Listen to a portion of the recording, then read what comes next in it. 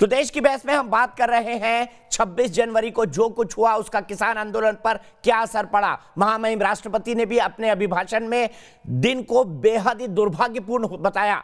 26 जनवरी को दिल्ली में जो कुछ हुआ उससे पूरा देश स्तब्ध है। इसका असर यह है कि किसान नेता शिव कुमार कक्का जी का उनके घर में ही घेराव हो रहा है। एमपी के होशंगाबाद जिले में किसान मोर्चे के किसानों ने शिव कुमार कक्का जी को खुली चुनौती दी और उनका बहिष्कार किया। किसान मोर्चे ने आरोप लगाया कि राजनीतिक हित साधने के लिए उन्होंने एमपी के किसानों के साथ विश्वासघात किया। शिव कुमार कक्का जी होशंगाबाद जिले में आए तो उन्हें जिले में घुसने नहीं दिया जाएगा। तो अब किसान नेताओं के खिलाफ विरोध प्रदर्शन भी शुरू हो गए हैं। मेरे साथ इस बहस में जुड़े हैं सुरेंद्र राजपूत कांग्रेस से, अपराजिता सारंगी जी भारतीय जनता पार्टी से, मेरे साथ अब्दुल हाफिज गांधी समाजवादी पार्टी से जुड़े हुए हैं, मनजिंदर सिंह सिरसा अकाली दल से, जगतार सिंह भाजपा किसान नेता, साथ ही साथ रमनीक मान एक किसान। सबसे पहले मैं चलूंगा, मेरे एक दर्शक जुड़ गए हैं, उनका नाम है प्रवीण डंग लुधियाना से। प्रवीण जी बताइए, क्या विरोध सही है? जिन नेताओं का विरोध हो रहा है वो ऐसा है सर, ये लोग पहले किसान जो कानून बने हैं उनके खिलाफ लड़ रहे थे। ऐसा लग रहा था भारत सरकार से लड़ रहे हैं, पर अब प्रतीत होने लगा ये भारत सरकार से नहीं भारत देश से लड़ रहे हैं। 26 जनवरी को किसी परेड जिस दिन देश की निकलनी होती है उस दिन इनके द्वारा ट्रैक्टर परेड की परमिशन मांगना, इनकी साजिश जो इनके दिमाग में चल रही थी वो नजर आ रही थी। उस दिन किसी तरह का भी किसी भी संगठन को कोई प्रदर्शन करने का परमिशन सरकार को देनी भी नहीं चाहिए थी, इनको मांगनी भी नहीं चाहिए थी। दूसरी बात, जब सरकार हर तरह की बात इनकी मानने को तैयार है, जो मैं आम नागरिक होने के नाते देख पा रहा हूं, हर तरह के संशोधन को तैयार है, बिल को 1.5 साल के लिए लटकाने के लिए भी तैयार है, तो साफ प्रतीत हो रहा है कि ये लोग, इनका मकसद बिलों में किसानों के हित की बात करना नहीं है, कोई छुपा हुआ राजनीतिक एजेंडा है जो धीरे धीरे सामने आ रहा है। जो 26 जनवरी का इन्होंने कलंक लगाना था हमारे देश पर, वो कलंक लगा चुके हैं। ठीक है, और ये जो ठीक है प्रवीण जी, आपने अपनी बात काफी अच्छे ढंग से रखी। इसके बाद मैं सीधे चलता हूं जगतार जी के पास। जगतार जी, कक्का जी का विरोध, देश की जनता का ये मत, आपको नहीं लगता आपने रॉन्ग नंबर डायल कर दिया है 26 जनवरी के बाद?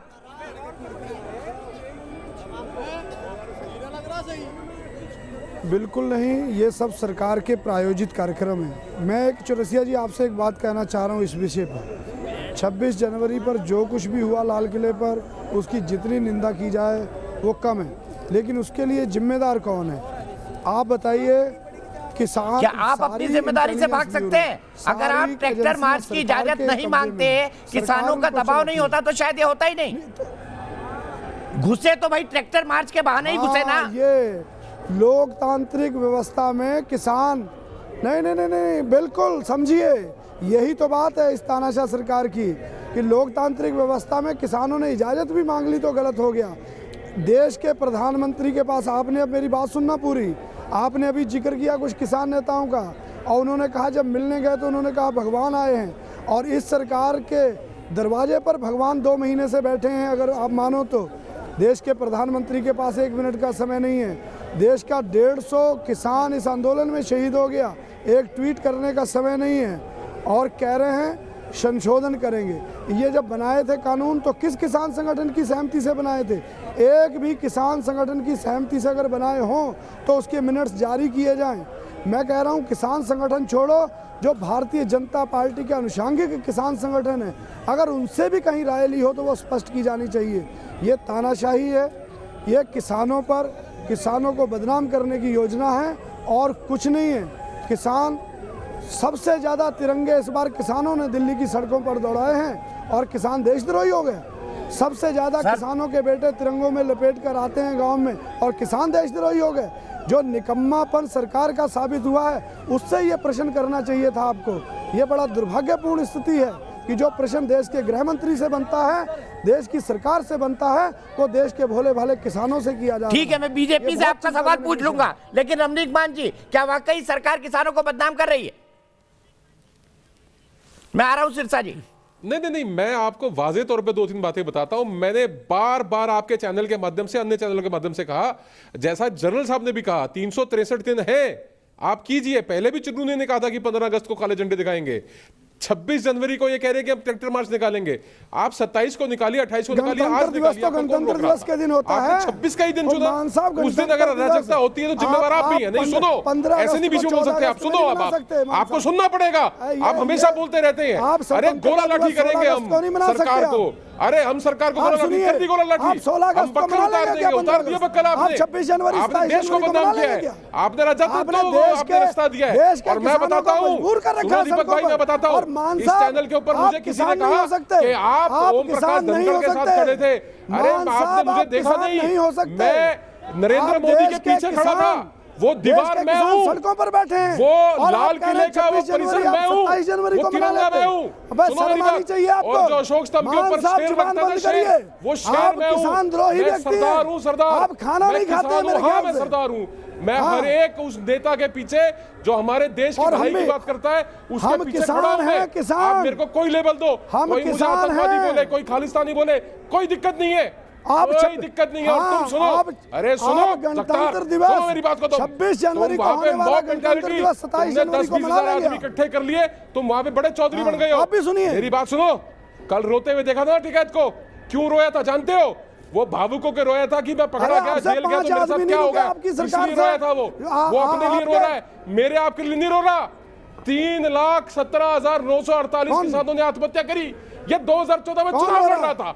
आप बातें करके बता रहे हो, मेरे को चुनाओगे आप मेरे को बताओगे कैसे किसान होते हैं? अरे हमने देखा अपने बाप दादा को खेत जोतते हुए, तुम बताओगे मेरे को? 150 किसान शहीद हो गया करने के लिए बैठ गए दिल्ली यहाँ की पे, सड़कों पर। कॉन्स्पिरेसी थ्योरी निकाल रहे हो। कैसे तुम देश किसान के हो भाई? प्रधानमंत्री के पद को इतना कैसे गिरा रहे किसान हो, हो? तुम देश आप के कैसे गृह किसान मंत्री के हो? पद को इतना गिरा रहे अरे रहने हो, दो। तुम गरिमा में नहीं रह सकते। सरकार कहते सरकार कॉन्स्पिरेसी थ्योरी कर रही है, चुप कीजिए आप। सरकार पर साबित देश का हुई है, प्रधानमंत्री ना लाल देश किला के खिलाफ सुरक्षित कर कॉन्स्पिरेसी सकते करेगा, हैं, ना भैया देश की सीमाएं सुरक्षित कर सकते हैं ये। और आप जैसे दिमाग लोग खो चुके हैं अपना। आप रहने लोगों दीजिए के मान कारण साहब, हम जैसों को देश खालिस्तानी की कहते सीमाएं हैं। सुरक्षित नहीं, क्यों कहेंगे? देश का लाल किला सुरक्षित क्या नहीं देश आपसे का। नहीं सुनूंगा मैं? अरे आप छोड़ जैसे- दीजिए आप जैसे लोगों के आपको कारण बात करने का पता आप नहीं है। सरकार से लाल पूछने किले वाला से झांकियां सवाल किसानों निकलती को हैं, कहते हैं।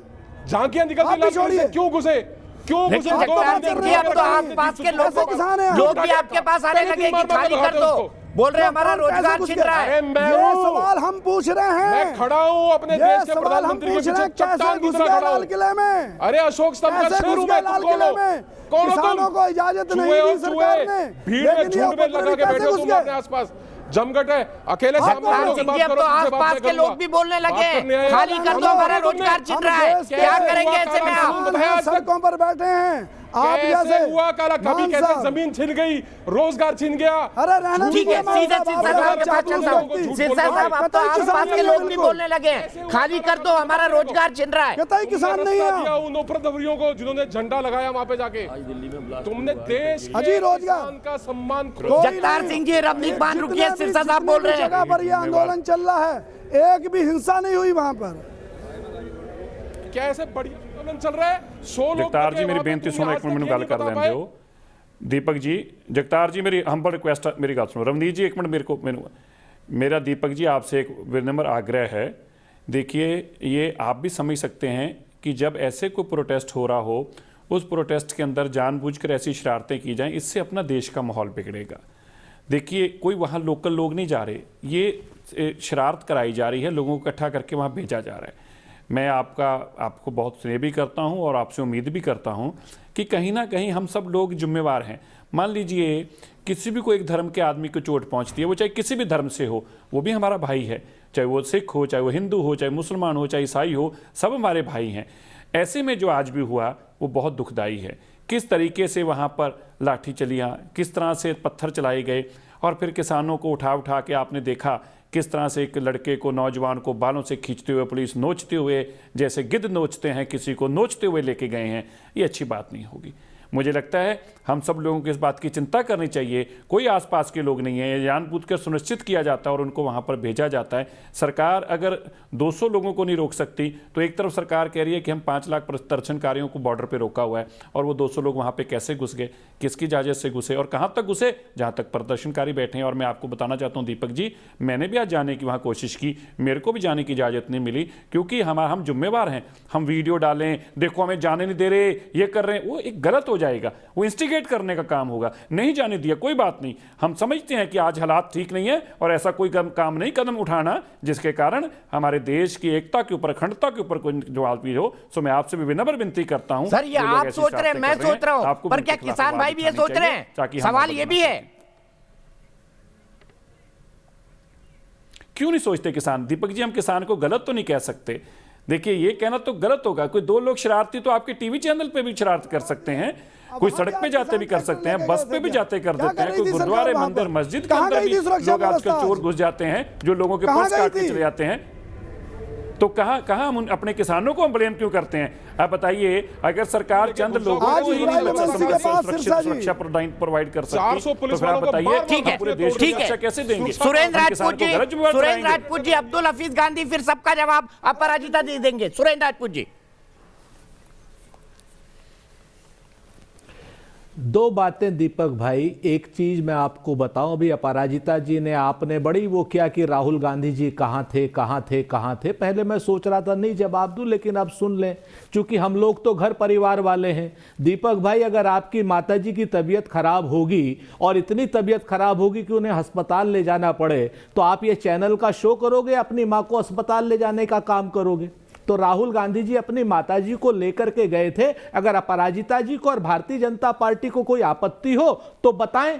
एक बात। दूसरी बात, राहुल गांधी जी अपने सांसदों को निर्देश देकर के गए थे कि क्या क्या करना है और क्या नहीं करना है। और तीसरी बात, जिस दिन ये काले कानून लोकसभा के बाद राज्यसभा से पास हुए थे और जिस गंदे तरीके से हरिवंश सिंह ने पास कराए थे, उस लोकतंत्र के काले अध्याय के खिलाफ अगर कोई सारी रात धरने पर बैठा था तो कांग्रेस के सांसद बैठे थे। अपराजिता जी को शायद ये सब बातें या तो मालूम नहीं है और या फिर ये जानबूझ करके लोगों को भ्रम में रखना चाहती है। तो हमारा बड़ा स्पष्ट मत है कि हम लोग परिवार वाले लोग हैं, परिवारों की तरीके से काम करते हैं और बात करते हैं, और हम अपनी मां का ख्याल रखते हैं। हम अपनी मां को 4,000 रुपए के लिए नोटबंदी में कहीं ना कहीं सिर्फ पोस्टर के लिए लाइन में नहीं लगाते हैं 92 साल की मां को। इस चीज को भी ध्यान रखना चाहिए भारतीय जनता पार्टी के लोगों को। दूसरी बात, किसान को अगर आप दोषारोपित करेंगे तो अमन दबास नाम का वो जो उग्रवादी है,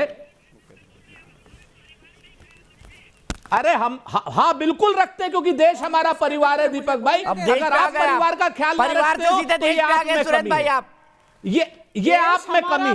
नहीं नहीं, ये हमारा सारा परिवार, हमारा खून भी हमारा परिवार है और हमारा देश भी हमारा परिवार है। और एक चीज सुन लो, एक चीज सुन लो, कल की डेट में मोदी जी भी आपका परिवार हुए, परिवार बनोगे जब हमारी सत्ता आएगी। क्या बोलते हैं ये हमसे ज्यादा सुन लो, नहीं जानेगा। कल जो है आप भी परिवार बनोगे जब हमारी सत्ता आएगी। अभी बने रहो नरेंद्र मोदी के परिवार। अच्छा, अरे भाई मैं तो बोल रहा हूँ नरेंद्र मोदी भी इस हिसाब से आपके परिवार हैं। अगर आप देश को परिवार मानते हैं तो आप तो राजनीतिक जमीन खो चुके हैं। मैंने तो कहा ना कि हम तो अपनी मां को लेकर के विदेश गए थे। अपराजिता सारंगी बताएं कि उनकी मां अगर बीमार होगी तो वो नहीं जाएंगी क्या? अपराजिता जी एक साथ जवाब देते हैं। अजीब तरीके का सवाल है। अब आपको नहीं लगता आप किसान आंदोलन का राजनीतिक फायदा उठाने की फिराक में, आपको लगता है 2022 में चुनाव है, यही मौका है चोट करने का? अब्दुल हफीज गांधी जी, आपका अपना दिमाग तो अपराजिता जी, मैं आ रहा हूं आपके पास। अब्दुल हफीज गांधी जी, सुरेंद्र जी चुप हो जाइए। दी जाती है उसको आप पढ़ रही हैं। किसान को आंदोलन करने की और अपनी मांगे मनवाने का हक नहीं है इस देश के अंदर? क्या हम लोकतांत्रिक व्यवस्था में नहीं रह रहे हैं? क्या हम संवैधानिक व्यवस्था में नहीं रह रहे हैं? तो किसानों को भी राजनीति करने का हक है। राजनीति क्या होती है? अगर राजनीति अच्छाई के लिए की जाए तो मैं समझता हूं कि हर किसी को करने का हक है। किसानों को भी उतना ही राजनीति करने का हक है जितना कि पॉलिटिकल पार्टीज को हक है। ठीक है, ठीक है, आप ही का जवाब मैं लेता हूं। अपराजिता जी, क्लोजिंग कमेंट आपका। संविधान ने दिया है, भारत की लोकतांत्रिक व्यवस्था ने दिया है।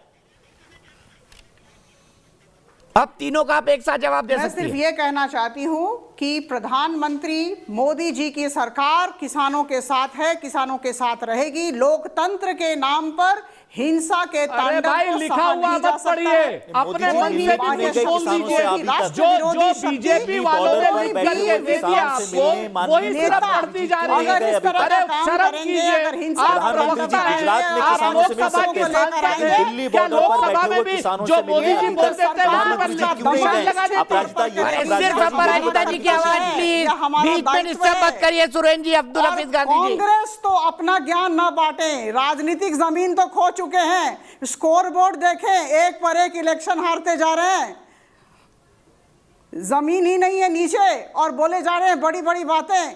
50 साल तक सत्ता में थे, एमएसपी पर कोई निर्णायक कदम लिया ही नहीं, और हम जब समाधान करने की कोशिश कर रहे हैं तब कुछ बोले जा रहे हैं। दूसरी बात मैंने कही, मैं पुनरावृत्ति करूंगी, 8 साल तक स्वामीनाथन कमेटी रिपोर्ट क्यों नहीं बाहर की गई? ठंडे बस्ते में क्यों थी?